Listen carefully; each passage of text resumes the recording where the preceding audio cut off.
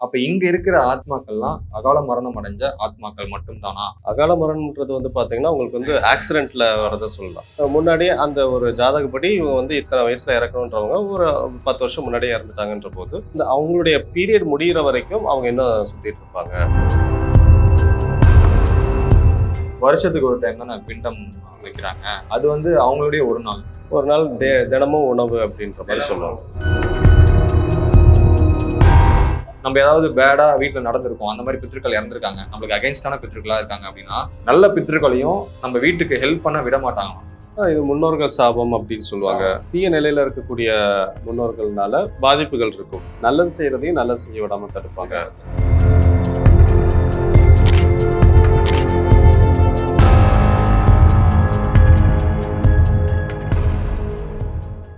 நம்மளுடைய தேடல் பயணத்துல ஆத்மா, பேய்கள் பத்தின விடயங்களை தேடி நிறைய மனிதர்களை மீட் பண்ணிட்டு இருக்கோம். ஸோ அந்த வரிசையில ஆத்மா, அந்த பேய்கள் பற்றி பல வருடங்களா ஆராய்ச்சி பண்ணிட்டு இருக்கிற டாக்டர் கபிலன் அவர்கள் தான் நம்ம கூட இருக்காரு. வணக்கம் சார். வணக்கம். கருட புராணத்தை வந்து படிக்கும்போது நம்ம குருமார்கள் எல்லாம் சொன்ன ஒரு விஷயம் பார்த்தீங்கன்னா, ஆன்மாக்கள் வந்து அதாவது ஒருத்தன் உயிர் இருக்கிறான்.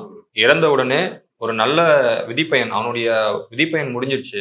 70 வருஷம் அவனுடைய ஆயுட்காலம் முடிஞ்சிருச்சு. அப்படின்னும் போது 30 நாள் வந்து வரைக்கும் இங்க இருக்காங்க.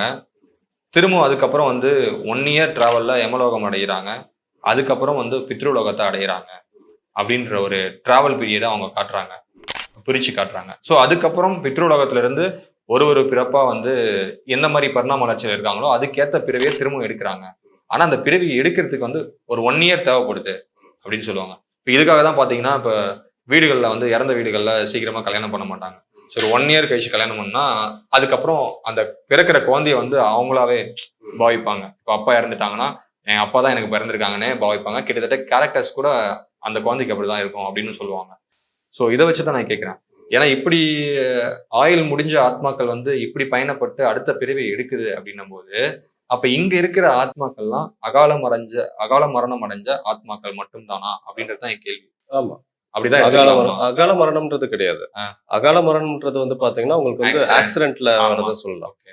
பட் சில பேருக்கு வந்து பார்த்தீங்கன்னா, முன்னாடியே அந்த ஒரு ஜாதகப்படி இவங்க வந்து இத்தன வயசுல இறக்கணுன்றவங்க ஒரு 10 வருஷம் முன்னாடியே இறந்துட்டாங்கன்ற போது, அத வந்து பார்த்தீங்கன்னா, உங்களுக்கு வந்து அல்பாயுசு, அற்பாயுசு அப்படின்னு சொல்லி சொல்றது உண்டு. ஸோ, அப்போ அந்த அவங்களுடைய பீரியட் முடியிற வரைக்கும் அவங்க இன்னும் சுத்திட்டு இருப்பாங்க. அப்படின்னு சொல்லப்படுறது தான் வந்து இந்த மாதிரியான ஆன்மாக்கள். இத எர்த் பவுண்ட் ஸ்பிரிட்ஸ் அப்படின்னு சொல்றது. ஸோ, அவங்க அவ்வளோ லேஸ்ல வந்து போக மாட்டாங்க. அந்த டைம் முடியிற வரைக்கும். இப்ப அங்கேயும் வந்து பார்த்தீங்கன்னா, ஏன் 1 வருஷம், 2 வருஷம் அந்த கணக்குலாம் பார்த்தீங்கன்னா, எர்த்ல இருக்கக்கூடிய கணக்கு டைம்லன்றது வேற. அந்த வேற உலகத்துல இருக்கிற டைம் வேற. டைம் பீரியட் வேற. நார்மலா நீங்க பிளானட்ட விட்டு போனீங்கனாலே, எர்த்துடைய டைம் வேற, அங்க இருக்கிற டைம் வேற. டைம் டைலேஷன்ன்றது இருக்கும். ஸோ, இங்க நமக்கு வந்து ஒரு 1 இயர்ன்றது அங்க அவங்களுக்கு ஒரு நாள் மாதிரி இருக்கும். அதான் நீங்க இப்ப அகைன் நான் இத சொல்ல வர்றது என்னன்னா, இதே கருட புராணம் பேஸ் பண்ணி தான். இப்போ வருஷத்துக்கு ஒரு டைம் தானே பிண்டம் வைக்கிறாங்க.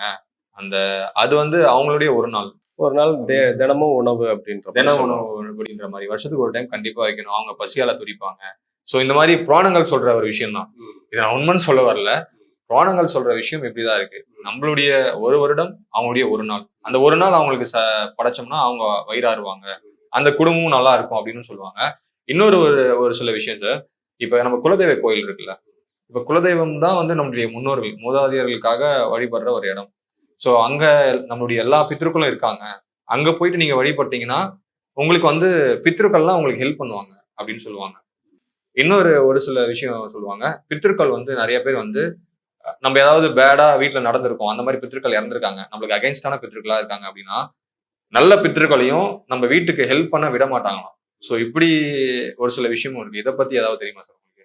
இது முன்னோர்கள் சாபம் அப்படின்னு சொல்லுவாங்க. சாபம். அந்த மாரி சொல்றது உண்டு. சில அ தீய நிலையில இருக்கக்கூடிய முன்னோர்கள்னால பாதிப்புகள் இருக்கும். இது வந்து நெறைய இந்த அ அ ஜாதகம் பார்க்குறவங்களும் சொல்லுவாங்க. இல்லாட்டி இந்த மாரியான சில மந்திரங்கள் இது செய்யக்கூடியவங்களும் இது நெறைய பேர் சொல்லியிருக்கிறது உண்டு.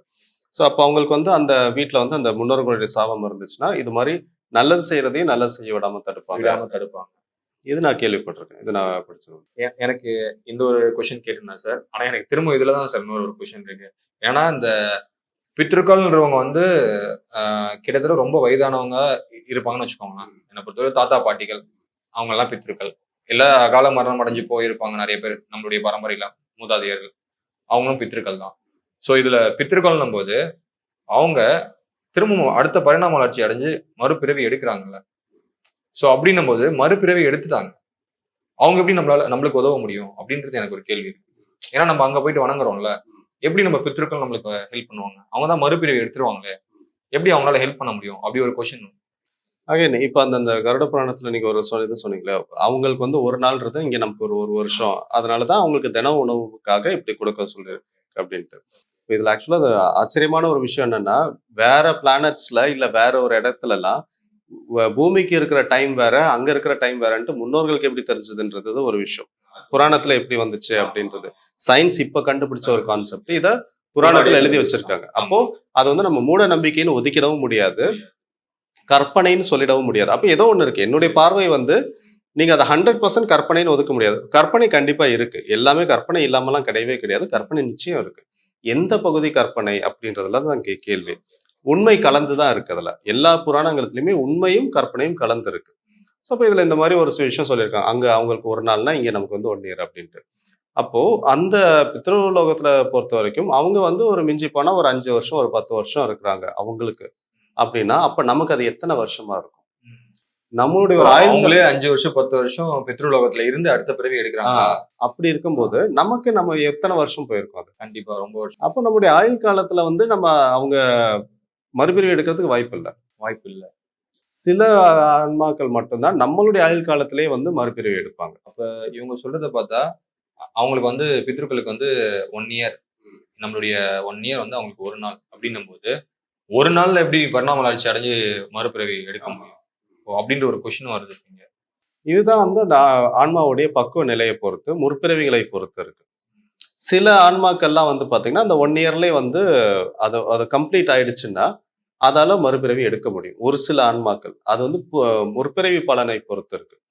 பல பிறவிகளாக அது நல்ல விஷயங்கள் செஞ்சு, பல ஆன்மீகத்துல இருந்து, அப்போ வந்து அந்த பிறவிக்கு அடுத்து அந்த கடைசி பிறவி இல்லாட்டி அது அது ஒரு பிறவி முடிச்சதுக்கு அப்புறமா, அது சீக்கிரம் பக்குவ நிலைக்கு அததான் பக்குவ நிலைன்னு சொல்றது. சீக்கிரம் பக்குவ நிலைக்கு அது வந்துரும்.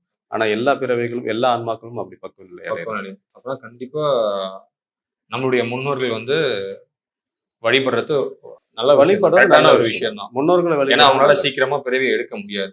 ம். ஒரு குறிப்பிட்ட காலம் வரைக்கும் நமக்கு கைடன்ஸ் குடுத்துட்டு தான் இருப்பாங்க. அதனால முன்னோர்கள் நம்மளுடைய தமிழர்களுடைய பண்பாடே முன்னோர் வழிபாடு தான். ம், ம். அதனால அத வந்து நம்ம விடாம ஃபாலோ பண்றது நல்லது ஆக்சுவலா. சரிங்க. இப்ப இந்த இதுலயே இன்னொரு ஒரு கொஸ்டின் வருது. என்னன்னா, இப்ப குருமார்கள்லாம் சொல்ற ஒரு விஷயம் என்னன்னா, ஒரு மனிதன் வந்து இறந்ததுக்கு அப்புறம் தான் வந்து அவனுக்கு மிகப்பெரிய டிராவலே இருக்கு அப்படின்னு சொல்றாங்க. இன்னொன்னு ஒரு நீண்ட நெடிய தூக்கம் ஒண்ணு இருக்கு அப்படின்றாங்க. பயங்கரமான ஒரு தூக்கம் இருக்கு அப்படின்னு சொல்றாங்க. சோ இத பத்தி கொஞ்சம் சொல்லுங்க சார். இத பத்தி ஏதாவது? அதான் இப்ப இதுதான் வந்து பாத்தீங்கன்னா, அந்த ஆன்மா ஒரு மனித பிறவி முடிஞ்சதுக்கு அப்புறமா, அடுத்த பிறவி போறதுக்கு முன்னாடியே வந்து தான் இந்த டிராவல் அப்படின்னு சொல்லக்கூடியது. வெவ்வேறு நிலைகளுக்கு போறது. சில ஆன்மாக்கள்லாம் வந்து பாத்தீங்கன்னா, ஒரு ஒரு ஒரு ஒளி உலகம்னு சொல்லுவாங்க. அந்த ஒளி உலகத்துக்கு போய் அங்க ரொம்ப நாளைக்கு அதெல்லாம் ரொம்ப ஸ்பிரிச்சுவல் பிராக்டிஸ் நெறைய பண்ண ஆன்மாக்கள். ஏன்னா காரண லோகம் இருக்குன்றாங்க. காரண லோகத்துக்கு அப்புறம் சூட்சும லோகம் அதான் ஒளி உலகம் அப்படி இருக்குன்றாங்க. அப்புறம் ஆத்ம லோகம் இருக்குன்றாங்க. ஒன்னஸ். அதுக்கப்புறம் ஆன்ம லோகம். இவ்வளோ நெறைய லோகங்கள் இருக்கு. அப்படியே போயிட்டே இருக்கு. ஸோ இங்க உடல் மட்டும் முக்தி அடைஞ்சவங்க வந்து காரண லோகத்துக்கு போயிட்டு வாழுறாங்க அப்படின்னு சொல்றாங்க. இதெல்லாம் எனக்கு குருமார்கள் சொன்னத வச்சு தான் நான் உங்ககிட்ட ஷேர் பண்றேன். ஸோ அப்படி இருக்கும்போது, அங்க வந்து இங்க இருக்கிறத விட டுயாலிட்டி வந்து ஒரு 50% கம்மியா இருக்கும் அப்படின்றாங்க. ஸோ அந்த மாரி ஒரு ஒரு லோகத்துக்கு போற அ விஷயமும் வந்து வேற மாரி இருக்கு. ஒரு ஒரு ஆன்மாவும் பரிணாம வளர்ச்சிக்கு ஏத்த மாரி தான் அது மாறும். ஆனா எல்லாருமே அத பண்ணிடுறோமா? எல்லாருமே அங்க போயிடுறோமா? அப்படின்னும்போது தான் கேள்வி வருது. ஏன்னா நீங்க சொன்ன மாரி ஸ்பிரிச்சுவல் பிராக்டிஸ் இருந்தா மட்டும் தான் அட்லீஸ்ட் அந்த ஒரு காரண லோகத்துக்குனாச்சும் முடியும் அப்படின்னு சொல்றாங்க. அது கூட இல்லன்னா, இந்த லோகத்திலேயே இன்னும் எத்தன சுழற்சி முறையில பல லட்ச பிறவிகள இங்க தான் எடுக்கணும் அப்படின்ற ஒரு விஷயமும் வருது. ஆ அதான் நீங்க இதுலருந்து பார்க்கும்போது என்னன்னா, எந்த ஒரு மனுஷனால வந்து இந்த பிறப்பு, இறப்பு அப்படின்ற ஒரு சுழற்சியில இருந்து விடுபட முடியும்? உங்களுடைய பார்வையில இருந்து. ஸோ எந்த மாதிரி அப்படின்னு பார்த்தீங்கன்னா, இப்போ வந்து அ நம்முடைய கர்மாவுக்கு ஏத்தபடி அடுத்தடுத்த பிறவிகள் எடுத்துக்கிட்டு தான் இருந்தாகணும். ஆப்ஷனே இல்ல. அப்ப யாரால இந்த பிறப்பு, இறப்பு சுழற்சியிலருந்து தப்பிக்க முடியும்னா, இந்த பிறவியிலேயே நான் வந்து முக்திக்கான பாதைக்கு நான் போகணும்னு முடிவு எடுக்கணும் ஃபர்ஸ்ட்டு. முடிவு எடுத்துட்டு, அந்த பாதையில பயணம் பண்ண ஆரம்பிக்கணும். அந்த இது எனக்கு வந்து தேவை முக்தி தான். எனக்கு வந்து மறுபிறவி வேணாம் அப்படின்னு முதல்ல நம்ம முடிவு எடுக்கணும். அத எடுத்துட்டு அதுக்கப்புறம் அந்த பாதையில போக ஆரம்பிக்கணும். இது எல்லாருக்கும் சுலபம் கிடையாது ஃபர்ஸ்ட் ஆஃப் ஆல். ஏன்னா அதே சமயத்துல வந்து முக்திக்கான பாதைன்றது நீங்க ஃபேமிலி லைஃப்ப விட்டுட்டு போகணுன்ற அவசியமும் கிடையாது. நீங்க ஃபேமிலி லைஃப்ல இருந்துகிட்டே முக்திக்கான வேலைகள நீங்க செய்யலாம்.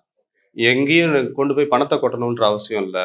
இல்ல எந்த இடத்துலயுமே வந்து நீங்க ஃபேமிலிய விட்டுட்டு தனியா காட்டுல போய் உட்காரணும், மலையில போய் உட்காரணும், ஆசிரமத்துல போய் உட்காரணுன்ற அவசியம்லாம் இல்ல. ஃபர்ஸ்ட் ஸ்டெப்பே வந்து அந்த தன்னை உணர்தல் நிலைக்கு வரணும். அதுதான் முதல்ல ஸ்டெப்பே. நான் யாருன்றதை உணரணும். அததான் ரமணர்ல இருந்து, ஓஷோல இருந்து எல்லா மகான்களும், எல்லா ஞானிகளும் சொன்ன ஒரு விஷயம். தன்னை உணர்ந்தவன் தான் ஞானி. ஸோ அப்போ அந்த தன்னை உணர்தல் அந்த நிலைக்கு போகணும்னா, அதுக்கு தான் வந்து ஒரு சில ஸ்பிரிச்சுவல் பிராக்டிஸ்ன்றது தேவைப்படுது. ஸோ அப்ப அந்த மாரி சில ஆன்மீக பயிற்சிகள் மூலமாக அந்த தன்னை அறிதல் அந்த நிலைக்கு வந்துட்டாங்க அப்படின்னா, இது எல்லாமே இல்லூஷன், இது எல்லாமே மாயை அப்படின்ற ஒரு நிலைக்கு வந்துட்டாங்க அப்படின்னா, அவங்களுக்கு அந்த பயிற்சிகள்ல இருக்கிறவங்களுக்கு மறுபிறவின்றது இருக்காது. அவங்க தான் மறுபிறவி சுழற்சியில இருந்து தப்பிக்க முடியும். அவங்களுடைய ஆன்மா பலப்படும். ஒருவேள அவங்க அவ்ளோ நெறைய சேர்த்து வச்சிருந்தாங்க அப்படின்னா, அட்லீஸ்ட் குறைவாவது செய்யும்.